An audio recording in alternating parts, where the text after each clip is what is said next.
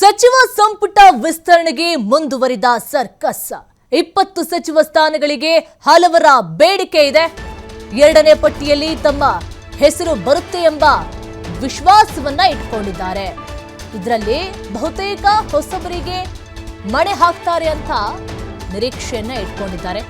ರಾಜ್ಯಸಭೆ ಪರಿಷತ್ ಚುನಾವಣೆಯ ನಂತರ ಸಂಪುಟ ವಿಸ್ತರಣೆ ಆಗಬಹುದು. ಜೂನ್ 18ರಂದು ನಡೆಯಲಿರುವ ರಾಜ್ಯಸಭೆ ಚುನಾವಣೆ, ಹಾಗಾಗಿ ಅಡ್ಡ ಮತದಾನದ ಆತಂಕದಿಂದ ಸಂಪುಟ ವಿಸ್ತರಣೆ ಮುಂದಕ್ಕೆ. ಜೂನ್ 20ರ ನಂತರ ಉಳಿದ ಸಚಿವರ ಆಯ್ಕೆ ಪ್ರಕ್ರಿಯೆ ಆಗಬಹುದು. ಟಿವಿ5ಗೆ ಕಾಂಗ್ರೆಸ್ ಹೈಕಮಾಂಡ್ ಆಪ್ತ ಮೂಲಗಳು ಮಾಹಿತಿಯನ್ನ ಕೊಟ್ಟಿದೆ. ಇವಾಗ ನೋಡಿ, ಮೊದಲ ಪಟ್ಟಿ ಹೆಂಗೂ ಬಿಡುಗಡೆ ಆಯ್ತು.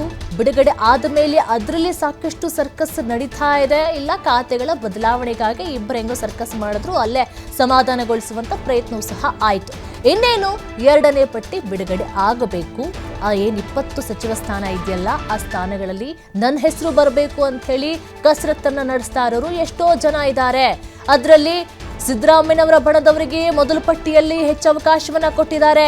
ಇದರಲ್ಲಿ ಈಗ ಡಿಕೆಶಿ ಬಣದವರಿಗೆ ಕೊಡಬೇಕು ಅಥವಾ ಹಿರಿಯ ಸಚಿವರನ್ನ ಬಿಟ್ಟು ಹೊಸಬರಿಗೆ ಅವಕಾಶವನ್ನ ಕೊಡ್ತಾರಾ? ಸಾಕಷ್ಟು ಪ್ರಶ್ನೆಗಳನ್ನ ಮೂಡ್ತಾ ಇದೆ. ಒಂದು ಕಡೆ ರಾಜ್ಯಸಭಾ ಚುನಾವಣೆ ಹತ್ರ ಬರ್ತಾ ಇರೋದ್ರಿಂದ ಜೂನ್ 20ರ ನಂತರ ಉಳಿದ ಸಚಿವರ ಆಯ್ಕೆ ಪ್ರಕ್ರಿಯೆ ಆಗಬಹುದು ಎಂಬ ಮಾಹಿತಿ ಸಹ ಹೊರಗೆ ಬೀಳ್ತಾ ಇದೆ. ಟಿವಿ5ಗೆ ಕಾಂಗ್ರೆಸ್ ಹೈಕಮಾಂಡ್ ಆಪ್ತ ಮೂಲಗಳು ಮಾಹಿತಿಯನ್ನ ಕೊಡ್ತಾ ಇದೆ. ಇಷ್ಟು ಟೈಮ್ ಗ್ಯಾಪಲ್ಲಿ ಏನು ಮಾಡಬಹುದು ಎಲ್ಲವನ್ನ ಪ್ರಯತ್ನವನ್ನ ಮಾಡ್ತಾ ಇದ್ದಾರೆ.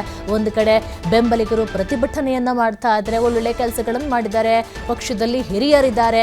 ಈಗ ಒಂದು ಕಡೆ ನೋಡಿದ್ರೆ ಮೊದಲ ಪಟ್ಟಿಯಲ್ಲಿ ಸಾಕಷ್ಟು ಜನ ಹಿರಿಯರಿಗೆ ಅವಕಾಶವನ್ನ ಕೊಟ್ಟಿರೋದ್ರಿಂದ ಈಗ ಎರಡನೇ ಅವಕಾಶಕ್ಕಾಗಿ ಕಾಯ್ತಾ ಇದ್ದಾರಲ್ಲ, ಅಲ್ಲೂ ಸಹ ಹಿರಿಯರು ಕಾಯ್ತಾ ಇದ್ದಾರೆ. ಹಾಗಾದ್ರೆ ಹಿರಿಯರಿಗೆ ಅಲ್ಲಿ ಕೊಕ್ಕು ಬೀಳುವಂತ ಸಾಧ್ಯತೆಗಳು ಹೆಚ್ಚಾಗಿರುತ್ತೆ. ಯಾಕೆ ಅಂತ ಹೇಳಿದ್ರೆ ಹೊಸ ಮುಖಗಳಿಗೆ ಅವಕಾಶವನ್ನ ಕೊಡ್ತಾರಾ ಅಥವಾ ಯಾವ ಆಧಾರದ ಮೇಲೆ ಕೊಡಬಹುದು, ಅಥವಾ ಅವರಿಗೇನಾದ್ರೂ ಸಚಿವ ಸ್ಥಾನ ಸಿಗ್ಲಿಲ್ಲ ಅಂತ ಹೇಳಿದ್ರೆ ಮತ್ತೆ ಅಸಮಾಧಾನ ಹೊಂದುವಂತ ಸಾಧ್ಯತೆ ಇರುತ್ತೆ.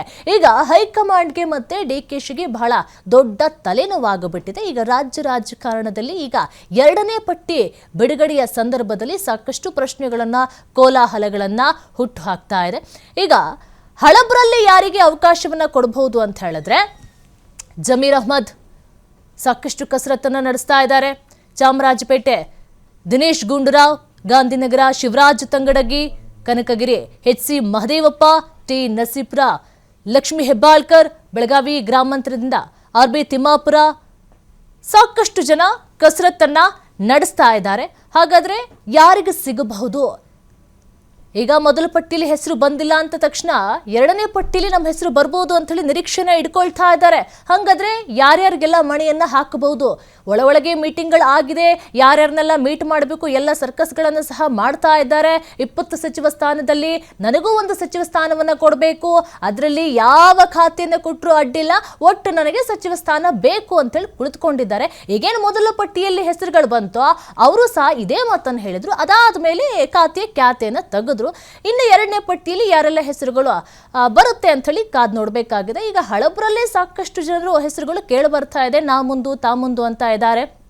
RB ತಿಮ್ಮಾಪುರ, ಮುಧೋಳ MC ಸುಧಾಕರ್, ಜೊತೆಗೆ ಚಿಂತಾಮಣಿಯಿಂದ ಮಧು ಬಂಗಾರಪ್ಪ, ಸೊರಬಾದಿಂದ ಮಧು ಬಂಗಾರಪ್ಪ, ಈ ರೀತಿಯಾಗಿ ಸಾಕಷ್ಟು ಪ್ರಶ್ನೆಗಳನ್ನು ಹುಟ್ಟಾಗ್ತಾ ಇದೆ. ಯಾರಿಗೆ ಹಳಬ್ರಲ್ಲಿ ಅವಕಾಶಗಳು ಸಿಗಬಹುದು ಅಂತ ಹೇಳಿ, ಜೊತೆಗೆ ಹೊಸಬ್ರಲ್ಲಿ ಸಹ ಯಾರಿಗೆ ಸ್ಥಾನವನ್ನ ಕೊಡಬಹುದು? ರಘುಮೂರ್ತಿ ಚಳ್ಳಕೆರೆಯಿಂದ, ಸುಬ್ಬಾರೆಡ್ಡಿ ಬಾಗೇಪಲ್ಲಿ, MC ಸುಧಾಕರ್ ಚಿಂತಾಮಣಿ, ಸಾಕಷ್ಟು ಜನರ ಹೆಸರುಗಳು ಕೇಳಿಬರ್ತಾ ಇದೆ. ಹಾಗಾದ್ರೆ ಹೊಸಬರಿಗೆ ಯಾವ ಮಾನದಂಡದ ಮೇಲೆ ಅವರಿಗೆ ಅವಕಾಶಗಳನ್ನ ಕೊಡಬಹುದು? ಜೊತೆಗೆ ನಯನಾ ಮೋಟಮ್ಮ ಹೆಸರು ಸಹ ಕೇಳಿಬರ್ತಾ ಇದೆ. ಮೂಡಿಗೆರೆಯಿಂದ ಪ್ರದೀಪ್ ಈಶ್ವರ್ ಚಿಕ್ಕಬಳ್ಳಾಪುರದಿಂದ ಎಲ್ಲರ ಹೆಸರುಗಳು ಸಹ ಕೇಳಿಬರ್ತಾ ಇದೆ. ಹಾಗಾದ್ರೆ ಮಹಿಳೆಯರಿಗೂ ಸಹ ಈ ಒಂದು ಎರಡನೇ ಪಟ್ಟಿಯಲ್ಲಿ ಸ್ಥಾನಮಾನ ಸಿಗುವಂತ ಎಲ್ಲ ನಿರೀಕ್ಷೆಗಳು ಸಹ ಹುಟ್ಟಾಗ್ತಾ ಇದೆ. ಅದಂತೂ ಕನ್ಫರ್ಮ್ ಅಂತ ಹೇಳಿ ಅನ್ಸುತ್ತೆ. ಕಾದು ನೋಡಬೇಕು ಯಾರಿಗೆಲ್ಲ ಅವಕಾಶಗಳು ಸಿಗುತ್ತೆ ಅಂತ. ಈಗ ಹೊಸಬ್ರಲ್ಲಿ ಯಾರ್ಯಾರಿಗೆ ಸಚಿವ ಸ್ಥಾನವನ್ನ ಕೊಡಬಹುದು. ನಾನು ಅವಾಗಲೇ ಹೇಳ್ದಂಗೆ ರಘುಮೂರ್ತಿ ಅವರು ಚಳ್ಳಕೆರೆಯಿಂದ, ಸುಬ್ಬಾರೆಡ್ಡಿ ಬಾಗೇಪಲ್ಲಿಯಿಂದ, MC ಸುಧಾಕರ್ ಚಿಂತಾಮಣಿಯಿಂದ, ಗವಿಯಪ್ಪ ಹೊಸಪೇಟೆ, ಜೊತೆಗೆ ನಯನಾ ಮೋಟಮ್ಮ ಮೂಡಿಗೆರೆ. ನೋಡಿ, ಇವರೆಲ್ಲರೂ ಸಹ ಆ ಕ್ಷೇತ್ರಗಳಲ್ಲಿ ಸಾಕಷ್ಟು ಸಾಧನೆಗಳನ್ನ ಮಾಡಿರೋರು, ಆ ಊರಿಗೆ ಏನೇನು ಬೇಕು ಎಲ್ಲವನ್ನ ಮಾಡಿರೋರು, ಅಭಿಮಾನಿಗಳನ್ನ ಸಂಪಾದನೆ ಮಾಡಿರೋರು. ಯಾರಿಗೆಲ್ಲ ಸಿಗಬಹುದು ಅಂತ ಪ್ರದೀಪ್ ಈಶ್ವರ್ ಚಿಕ್ಕಬಳ್ಳಾಪುರದಿಂದ, ಲಕ್ಷ್ಮಣ ಸವದಿ ಅಥಣಿಯಿಂದ, ಅಶೋಕ್ ಪಟ್ಟಣ ರಾಮದುರ್ಗ ಇಂದ, ನರೇಂದ್ರ ಸ್ವಾಮಿ ಮಳವಳ್ಳಿ, ಜೊತೆಗೆ ಸಲೀಂ ಅಹ್ಮದ್ MLC, ಜೊತೆಗೆ ಶಿವಲಿಂಗೇಗೌಡ, ಎಲ್ಲರ ಹೆಸರು ಸಹ ಕೇಳಿ ಬರ್ತಾ ಇದೆ. ಷಡಕ್ಷರಿ ಅವರ ಹೆಸರು ಸಹ ಕೇಳಿ ಬರ್ತಾ ಇದೆ. ಎಲ್ಲರೂ ಸಹ ಹೊಸಬರಿಗೆ ಯಾವ ಆಧಾರದ ಮೇಲೆ ಕೊಡ್ತಾರೆ ಅನ್ನೋದು ಸಹ ದೊಡ್ಡ ಪ್ರಶ್ನೆಯಾಗಿ ಉಳಿತಾ ಇದೆ. ಸಚಿವ ಸ್ಥಾನ ಸಂಪುಟ ವಿಸ್ತರಣೆಗೆ ಒಂದು ಕಡೆ ಚುನಾವಣೆ ಅಡ್ಡ ಬರ್ತಾ ಇದೆ. ಅಡ್ಡ ಮತದಾನದ ಭೀತಿ ಎದುರಾಗ್ತಾ ಇರೋದ್ರಿಂದ ಸ್ವಲ್ಪ ಮುಂದಕ್ಕೆ ಹೋಗುವಂತ ಚಾನ್ಸಸ್ ಇರುತ್ತೆ. ಹಂಗ ಮುಂದಕ್ಕೆ ಹೋದ್ರೆ ಒಳಗೆ ಕಸರತ್ತುಗಳನ್ನು ನಡೆಸಬಹುದು ಅಂತ ಅವ್ರ ಲೆಕ್ಕಾಚಾರ. ಯಾರನ್ನ ಎಷ್ಟೇ ಮೀಟ್ ಮಾಡಿದ್ರು, ನಾನು ಪಕ್ಷಕ್ಕೋಸ್ಕರ ದುಡ್ದಿದ್ದೀನಿ, ನಾನು ಹಿರಿಯವನಿದ್ದೀನಿ ಎಷ್ಟೇ ಹೇಳಿದ್ರು ಸಹ ಹೈಕಮಾಂಡ್ ಒಂದು ನಿಲುವನ್ನು ಹೊಂದಿರುತ್ತೆ. ಜೊತೆಗೆ DKಶಿ ಅವರು ಒಂದು ಪಟ್ಟಿಯನ್ನು ಕೊಟ್ಟು ಬಂದಿದ್ದಾರೆ, CM ಸಹ ಒಂದು ಪಟ್ಟಿಯನ್ನು ಕೊಟ್ಟು ಬಂದಿದ್ದಾರೆ. ಅದರಲ್ಲಿ ಯಾರಿಗೆಲ್ಲ ಸಿಗಬಹುದು, ಹೈಕಮಾಂಡ್ ಹೆಂಗೆ ಇವ್ರನ್ನೆಲ್ಲರನ್ನು ಸಹ ಸುಧಾರಿಸುತ್ತೆ, ದೊಡ್ಡ ಪ್ರಶ್ನೆಯನ್ನು ಹುಟ್ಟಾಕ್ತಾ ಇದೆ. ಜೊತೆಗೆ ಇವರಿಗೆ ಅಕಸ್ಮಾತ್ ಕೊಡ್ಲಿಲ್ಲ ಅಂತ ಹೇಳಿದ್ರು ಸಹ ಇವರವರಲ್ಲೇ ಕಿತ್ತಾಟ ಆಗುವಂತ ಸಂದರ್ಭಗಳು ಹೆಚ್ಚಾಗಿರುತ್ತೆ. ಜೊತೆಗೆ ಇವರು ಮುಂದಕ್ಕೆ ನೋಡ್ಬೇಕಾಗಿರೋದು 2028ರ ಚುನಾವಣೆ ಅಲ್ವಾ, ಎಲ್ಲರೂ ಸಹ ಲಾಬಿ ನಡೆಸ್ತಾ ಇರೋದು ಅದೊಂದು ಕಾರಣಕ್ಕೆ. ಹಾಗಾಗಿ ಸಾಕಷ್ಟು ಪ್ರಶ್ನೆಗಳನ್ನು ಹುಟ್ಟಾಕ್ತಾ ಇದೆ.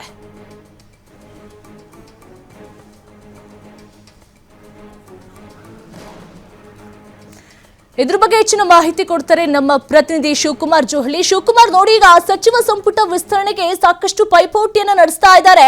20 ಸಚಿವ ಸಂಪುಟ ಸ್ಥಾನಗಳಿಗಾಗಿ ತಾ ಮುಂದು ಅಂತೇಳಿ ಎಲ್ಲೆಲ್ಲ ಮಾಡ್ಬೇಕು ಮಾಡ್ತಾ ಇದ್ರೆ. ಇದ್ರ ಜೊತೆಗೆ ಈಗ ರಾಜ್ಯಸಭಾ ಚುನಾವಣೆ ಅಡ್ಡ ಬರ್ತಾ ಇರೋದ್ರಿಂದ ಅದೊಂದು ಭೀತಿ ಸಹ ಎದುರಾಗ್ತಾ ಇದೆ. ಯಾವಾಗ 2ನೇ ಪಟ್ಟಿ ಬಿಡುಗಡೆ ಆಗಬಹುದು, ಜೊತೆಗೆ ಏನೆಲ್ಲ ಕಸರತ್ತುಗಳನ್ನ ನಡೆಸ್ತಾ ಇದ್ದಾರೆ ಅಂತ ನಿರೀಕ್ಷೆ. ಈಗಾಗಲೇ DK ಶಿವಕುಮಾರ್ ಸಂಪುಟ ರಚನೆ ಆಗಿದೆ. 13 ಸಚಿವರು ಈಗಾಗಲೇ ಅಧಿಕೃತವಾಗಿ ಪ್ರಮಾಣ ವಚನವನ್ನು ಕೂಡ ತೆಗೆದುಕೊಂಡಿದ್ದಾರೆ. ಇನ್ನು ಉಳಿದಿರುವಂತಹ 20 ಸ್ಥಾನಗಳಿಗೆ ಈಗ ಶಾಸಕರಿಗೆ ಅವಕಾಶವನ್ನ ಮಾಡಿಕೊಡ್ಬೇಕಾಗತ್ತೆ. ಈಗಾಗಲೇ ಶಾಸಕರು ಕೂಡ ಸಾಕಷ್ಟು ಡಿಮ್ಯಾಂಡ್ ಅನ್ನ ಇಡ್ತಾ ಇದ್ದಾರೆ. ಹಿಂದೆ ಸಿದ್ದರಾಮಯ್ಯ ಅವರ ಸರ್ಕಾರದ ಅವಧಿಯಲ್ಲಿ ಇದ್ದಂತಹ ಸಚಿವರು ಕೂಡ ಮತ್ತೆ ನಮ್ಗೆ ಅವಕಾಶ ಕೊಡ್ಬೇಕು ಅನ್ನುವಂತ ಡಿಮ್ಯಾಂಡ್ ಅನ್ನ ಕ್ರಿಯೇಟ್ ಮಾಡ್ತಾ ಇದ್ದಾರೆ. ಸೊ ಹಾಗಾಗಿ ಈಗ 8ನೇ ಪಟ್ಟಿಯಲ್ಲಿ ಯಾರಿಗೆ ಅವಕಾಶ ಸಿಗಬಹುದು, ಯಾರಿಗೆ ಮಿಸ್ ಆಗಬಹುದು, ಮತ್ತೆ ಹೊಸಬರು ಯಾರು ಇನ್ನಾಗ್ತಾರೆ ಅನ್ನುವಂತಹ ಕುತೂಹಲಗಳು ಕೂಡ ಇದೆ. ಕಾರಣ ರಾಜ್ಯಸಭಾ ಚುನಾವಣೆ ಮುಗಿದ ನಂತರ 2ನೇ ಪಟ್ಟಿಯನ್ನ ಬಿಡುಗಡೆ ಮಾಡೋಣ ಅಂತೇಳಿ ಹೈಕಮಾಂಡ್ ಕೂಡ ಕಾದು ಕೂತಿದೆ. ಕಾರಣ ಈಗಲೇ ಪಟ್ಟಿ ಬಹುತೇಕವಾಗಿ ರೆಡಿ ಇದೆ.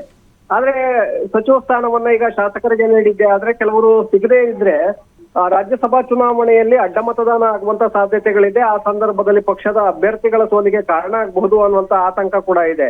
ಜೊತೆಗೆ ಜೂನ್ 18ರಂದೇ ವಿಧಾನಸಭೆಯಿಂದ ವಿಧಾನ ಪರಿಷತ್ಗೆ ಎಲೆಕ್ಟೆಡ್ ಕೂಡ ಇದೆ, ಅಂದ್ರೆ ಆಯ್ಕೆ ಪ್ರಕ್ರಿಯೆ ಕೂಡ ಇದೆ. ಅಲ್ಲಿಯೂ ಕೂಡ ಮಿಸ್ ಆಗಬಹುದು, ಶಾಸಕರು ಅಸಮಾಧಾನಗೊಂಡು ಗೈರಾಗಿದ್ದೆ ಆದ್ರೆ ಅದು ಪಕ್ಷದ ಅಭ್ಯರ್ಥಿಗಳ ಸೋಲಿಗೆ ಕಾರಣವಾಗುತ್ತೆ. ಸೊ ಈ ಆತಂಕದಿಂದಾಗಿ ಜೂನ್ 18ರ ನಂತರ ಸಂಪುಟ ವಿಸ್ತರಣೆಯನ್ನ ಮಾಡೋದಕ್ಕೆ ಈಗಾಗಲೇ ರಾಜ್ಯ ನಾಯಕರು ಕೂಡ ನಿರ್ಧಾರವನ್ನ ತೆಗೆದುಕೊಂಡಿದ್ದಾರೆ. ಹೈಕಮಾಂಡ್ ಕೂಡ ಅದೇ ನಿರ್ಧಾರವನ್ನ ತೆಗೆದುಕೊಂಡಿದೆ. ಈಗ ಸಂಪುಟ ವಿಸ್ತರಣೆ ಆಗಿದ್ದೆ ಆದ್ರೆ ಹಿಂದೆ ಸಿದ್ದರಾಮಯ್ಯ ಅವರ ಸರ್ಕಾರದಲ್ಲಿದ್ದ ಕೆಲವು ಸಚಿವರು ಈಗಾಗಲೇ ತುಂಬಾನೇ ಡಿಮ್ಯಾಂಡ್ ಮಾಡ್ತಾ ಇದ್ದಾರೆ. 10ಕ್ಕೂ ಹೆಚ್ಚು ಸಚಿವರಾಗಿದ್ದಂತವ್ರು ಈಗ ಮತ್ತೆ ನಮ್ಗೆ ಅವಕಾಶ ಕೊಡ್ಬೇಕು ಅಂತ ನೋಡ್ತಾ ಇದ್ದಾರೆ. ಅದರಲ್ಲಿ ಬಹುತೇಕವಾಗಿ ಜಮೀರ್ ಅಹಮದ್, ದಿನೇಶ್ ಗುಂಡೂರಾವ್, ಶಿವರಾಜ್ ತಂಗಡಗಿ, ಮಹದೇವಪ್ಪ ಹೆಬ್ಬಾಳ್ಕರ್ ಮತ್ತೆ ತಿಮ್ಮಾಪುರ್ ಸುಧಾಕರ್, ಮಧು ಬಂಗಾರಪ್ಪ ಅವರಿಗೆ ಅವಕಾಶ ಸಿಗಬಹುದು ಅನ್ನುವಂತ ಚರ್ಚೆಗಳು ಕೂಡ ಈಗ ಬರ್ತಾ ಇದೆ. ಅಂದ್ರೆ ಮತ್ತೊಮ್ಮೆ ಅವರು ಸಂಪುಟಕ್ಕೆ ಸೇರ್ತಾರೆ ಅನ್ನುವಂತಹ ಮಾಹಿತಿಗಳು ಈಗ ಖಚಿತವಾಗ್ತಾ ಇದೆ. ಅದರ ಜೊತೆಗೆ ಹೊಸಬರಲ್ಲಿ ಸಾಕಷ್ಟು ಜನ ಪೈಪೋಟಿಯಲ್ಲಿದ್ದಾರೆ. ಚಳ್ಳಕೆರೆ ರಘುಮೂರ್ತಿ ಇರ್ಬೋದು, ಬಾಗೇಪಲ್ಲಿ ಸುಬ್ಬಾರೆಡ್ಡಿ, ಹೊಸಪೇಟೆ ಗವಿಯಪ್ಪ, ಹಾಗೆ ನಯನಾ ಮೋಟಮ್ಮ, ಪ್ರದೀಪ್ ಈಶ್ವರ್ ಮತ್ತೆ ಅಶೋಕ್ ಪಟ್ಟಣ್ ಸೌದಿ, ಮಳವಳ್ಳಿ ನರೇಂದ್ರ ಸ್ವಾಮಿ, ಸಲೀಂ ಅಹ್ಮದ್ ಹಾರಿಸ್, ಅರಸೀಕೆರೆ ಶಿವಲಿಂಗೇಗೌಡ, ಷಡಕ್ಷರಿ ಜಯಚಂದ್ರ, ಇವ್ರದ್ದು ದೊಡ್ಡ ಪಟ್ಟಿಯೇ ಇದೆ. ಇದರಲ್ಲಿ ಬಹುತೇಕರಿಗೆ ಈ ಬಾರಿ ಹೊಸಬರಿಗೆ ಸುಮಾರು ಒಂದು 10 ಜನರಿಗೆ ಹೊಸಬರಿಗೆ ಅವಕಾಶವನ್ನು ಮಾಡಿಕೊಡುವಂತ ಸಾಧ್ಯತೆಗಳಿದೆ. ಉಳಿದವರು ಸಿದ್ದರಾಮಯ್ಯನವರ ಸಂಪುಟದಲ್ಲಿ ಇದ್ದಂತಹ ಸಚಿವರಿಗೆ ಮತ್ತೆ ವಿಸ್ತರಣೆ ಸಂದರ್ಭದಲ್ಲೂ ಕೂಡ ಮಣೆ ಹಾಕುವಂತ ಸಾಧ್ಯತೆಗಳಿದೆ. ಎಲ್ಲವೂ ಕೂಡ 20ರ ನಂತರ ಇದು ಅಧಿಕೃತವಾಗಿ ಫೈನಲ್ ಆಗತ್ತೆ ಪಟ್ಟಿ. ಈಗಾಗಲೇ ಹೈಕಮಾಂಡ್ ನಿಂದ ಸಿಗ್ತಾ ಇರುವಂತಹ ಮಾಹಿತಿಗಳ ಪ್ರಕಾರ ಜೂನ್ 20ರಂದು ಎರಡನೇ ಪಟ್ಟಿಯನ್ನ ರಿಲೀಸ್ ಮಾಡಲಾಗತ್ತೆ ಅನ್ನುವಂತ ಮಾಹಿತಿಗಳು ಕೂಡ ಬರ್ತಾ ಇದೆ. ಹಾಗಾಗಿ ಅಲ್ಲಿಯವರೆಗೂ ಕೂಡ ಹೊಸ ಶಾಸಕರು ಕೂಡ ಕಾಯ್ಬೇಕಾಗತ್ತೆ. ಯಾರು ಹಿಂದೆ ಸಿದ್ದರಾಮಯ್ಯ ಅವರ ಅವಧಿಯಲ್ಲಿ ಇದ್ದಂತವ್ರು ಇನ್ನೂ ಸಿಕ್ಕಿಲ್ಲ ಅಂತೇಳಿ ಈಗಾಗಲೇ ಪ್ರತಿಭಟನೆಗಳು ಎಲ್ಲ ನಡೀತಾ ಇದೆ, ಅವರು ಕೂಡ ಕಾಯ್ಬೇಕಾಗತ್ತೆ. ಜೂನ್ 20ರ ನಂತರ ಸಂಪುಟ ವಿಸ್ತರಣೆ ಆಗೋದು ಬಹುತೇಕ ಖಚಿತ ಆಗ್ತಾ ಇದೆ ನಿರೀಕ್ಷಾ. ಓಕೆ, ಥ್ಯಾಂಕ್ ಯು ಶಿವ್ ನಿಮ್ಮೆಲ್ಲ ಡೀಟೇಲ್ಸ್ಗಾಗಿ.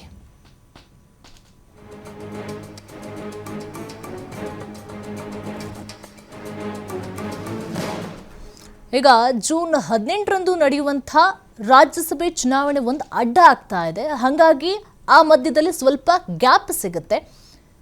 ಏನೆಲ್ಲ ಪ್ರಯತ್ನಗಳನ್ನು ಮಾಡ್ತಾ ಇದ್ದಾರೆ ಎಲ್ಲರೂ ಸಹ. ಆ ಕ್ಷೇತ್ರದಲ್ಲಿ ಏನೆಲ್ಲ ಸಾಧನೆಗಳನ್ನು ಮಾಡಬೇಕೋ, ಜನರನ್ನು ಹೆಂಗೆ ಸೆಳಿಬೇಕೋ ಎಲ್ಲ ಪ್ರಯತ್ನಗಳನ್ನು ಮಾಡಿದ್ದಾರೆ. ಜೊತೆಗೆ ಈ ಎರಡನೇ ಪಟ್ಟಿಯಲ್ಲಿ ಮಹಿಳೆಯರಿಗೂ ಸಹ ಸ್ಥಾನಮಾನ ಸಿಗುವಂಥ ಸಾಕಷ್ಟು ನಿರೀಕ್ಷೆಗಳು ಸಹ ಇದೆ. ಮೊದಲ ಪಟ್ಟಿಯಲ್ಲಿ ಹೆಂಗೂ ಹೆಸರು ಬರಲಿಲ್ಲ. ಜೊತೆಗೆ ಸಾಕಷ್ಟು ಮಾತುಗಳು ಕೇಳಿ ಬರ್ತಾ ಇದೆ, ಸ್ಥಾನಮಾನವನ್ನು ಮಹಿಳೆಯರಿಗೆ ಕೊಡಬೇಕು ಅಂತೇಳಿ. ಹಾಗಾಗಿ ಎರಡನೇ ಪಟ್ಟಿಯಲ್ಲಿ ಬರುವಂಥ ನಿರೀಕ್ಷೆ ಸಹ ಇದೆ. ಹೊಸಬ್ರಲ್ಲಿ ಯಾರಿಗೆ ಅವಕಾಶ ಸಿಗುತ್ತೆ, ಜೊತೆಗೆ ಹಳೆಯೊಬ್ಬರಿಗೆ ಮಣೆಯನ್ನು ಹಾಕ್ತಾರಾ, ಅಥವಾ ಹೊಸೊಬ್ಬರಲ್ಲಿ ಹೆಂಗೆ ಆಯ್ಕೆಯನ್ನ ಮಾಡ್ಕೊಳ್ತಾರೆ, ಅಥವಾ ಅವರು ಕ್ಷೇತ್ರದಲ್ಲಿ ಹೆಂಗಿದ್ದಾರೆ, ಅಥವಾ ಪಕ್ಷವನ್ನ ಮುನ್ನಡೆಸುವಂತ ಕೆಲಸದಲ್ಲಿ ಎಷ್ಟು ನಿಸ್ಸೀಮರಿದ್ದಾರೆ, ಈ ಒಂದು ಆಧಾರದಲ್ಲಿ ತಗೊಳ್ತಾರಾ. ಹೈಕಮಾಂಡ್ಗೆ ದೊಡ್ಡ ತಲೆನೋವು. ಈಗ DKಶಿ ಅವರಿಗೆ ಯಾರನ್ನು ತಗೊಂಡ್ರೂ ಕಷ್ಟ, ತಗೊಳ್ದೇ ಇದ್ರೂ ಸಹ ಕಷ್ಟ. ಅವರವರೇ ಮಾತಾಡ್ಕೊಳ್ತಾರೆ. ಅವಾಗ ನನಗೆ ಮಾತನ್ನ ಕೊಟ್ಟಿದ್ರು, ನಾನು ಪಕ್ಷಕ್ಕೋಸ್ಕರ ದುಡಿದಿದ್ದೇನೆ, ನಾನು ಅವರ ಬೆನ್ನೆಲುಬಾಗಿದ್ದೆ, ಏನೆಲ್ಲ ಮಾತುಗಳು ಬರುತ್ತೆ. ಬಟ್ ಆ ಮಾತುಗಳನ್ನ ಪಕ್ಕಕ್ಕಿಟ್ಟು ನೋಡೋದಾದ್ರೆ ಹೈಕಮಾಂಡ್ಗೆ ಯಾರು ಬೇಕೋ, ಅಥವಾ ಕಾಂಗ್ರೆಸ್ ಪಕ್ಷವನ್ನ ಮುನ್ನಡೆಸೋದಕ್ಕೆ ಯಾರು ಬೇಕೋ, ಜೊತೆಗೆ 2028ರ ಚುನಾವಣೆಯನ್ನ ಎದುರು ನೋಡೋದಾದ್ರೆ ಆ ಒಂದು ಆಧಾರದ ಮೇಲೂ, ಎಲ್ಲ ಒಂದು ಆಧಾರದ ಮೇಲೂ ಈಗ ಎರಡನೇ ಪಟ್ಟಿಯನ್ನ ರಿಲೀಸ್ ಮಾಡಲಾಗುತ್ತೆ.